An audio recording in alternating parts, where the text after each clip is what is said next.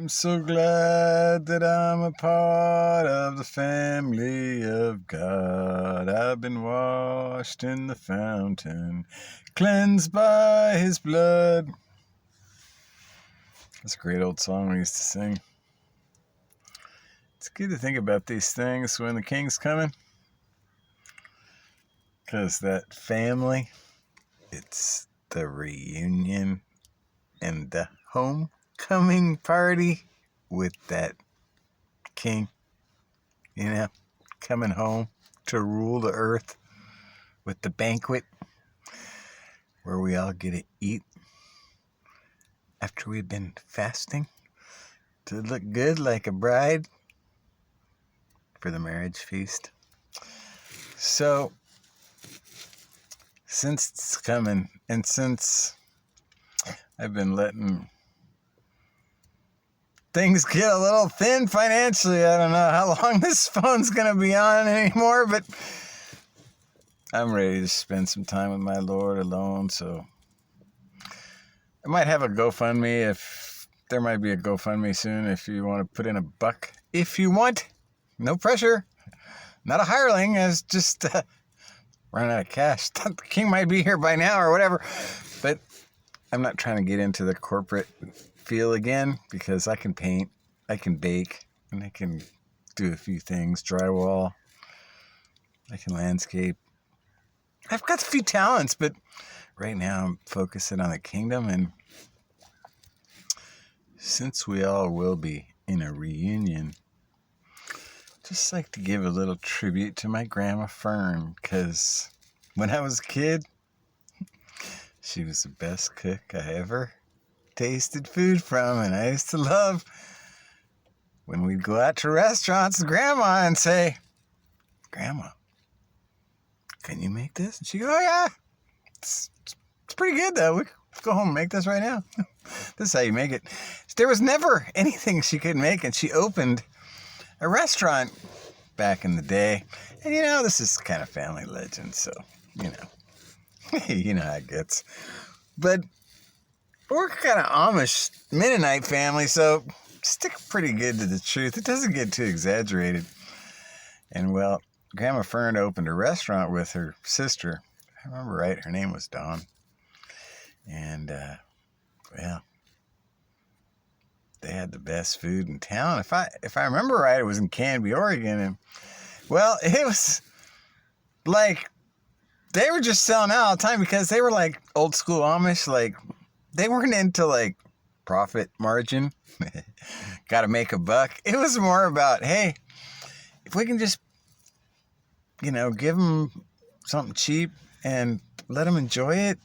And if we just make enough to make another one, hey, great, let's do this, So it wasn't like 30% food cost, which is most restaurant rules.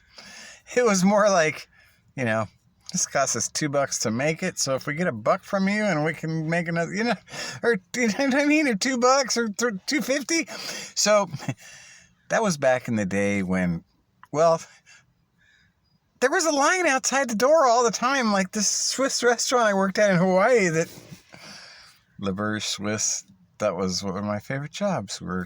It was always busy. It was always, I wouldn't come in to work and say, "Is it busy tonight, chef?" He'd say, "Of course." It's always busy. It's a Swiss restaurant. It's perfect. And so somebody would come in and say, "I'd like to eat here." And they'd say, "Okay, next week." And they'd say, "Well, no, isn't there a table here?" And, "Well, no, can't you see we're all full?" That's how it always was. And, you might be able to come in an hour later if you're lucky, or tomorrow or the next day or next week. But that's how my grandma's restaurant was. It was just always busy, and there was just like a line out the door. And, well, the only problem was that Grandma and her sister, they were such giving people that they were ending up working like 16, 18-hour days. Just keep feeding people because they didn't want them to close. Keep it coming.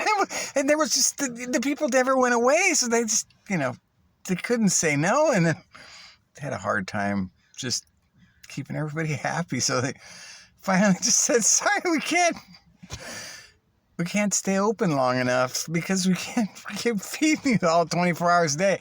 So they just had to quit. But it was one of the most beautiful stories about a restaurant because they basically would have had to stay open 24 hours a day. And they were so old school, like that Swiss chef, that if he wasn't there, it wasn't open. It wasn't like McDonald's where they hire 20,000 people and come on, guys, just make burgers. No. So Grandma's coming back. And, well, I've got some plans that maybe we're going to be baking some of those wild blackberry pies together. And maybe we'll open one of those restaurants. And maybe Fred Mueller, I could see him. That chef, that Swiss chef I worked for, I could see him in the kingdom too. In fact, he's probably going to be cooking for the king. Because I'll tell you what, the way he made a filet mignon, I haven't had one that good since I left Hawaii. So that was in the 80s. So I'll tell you what, there's some good things coming. And it's good to think about these things and to look forward to those that you know will be with us, who've lived that golden rule kind of life that always shined out to you, that you're ready to be with again. And see, that's all part of the plan. See, just like Bob Marley sang, one love, one heart, let's get together and feel all right. Because you got to remember that there will be no lies, no thieves, and know those people that are stuck in those things, well, they'll be all gone. Bye-bye.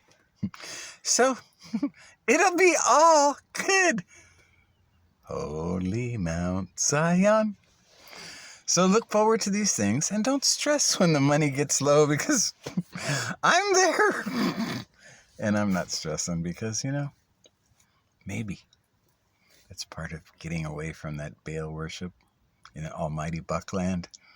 Is just to be able to draw near to him and say, okay, Lord, whenever you're ready to come, let's do this. Bring that kingdom. Let's get it going. Start some real churches that actually love God right and your neighbor as yourself and don't ask for money every day. Let's do this. And have real restaurants with food with, like, not a profit margin to worry about, or weird health codes with poison food.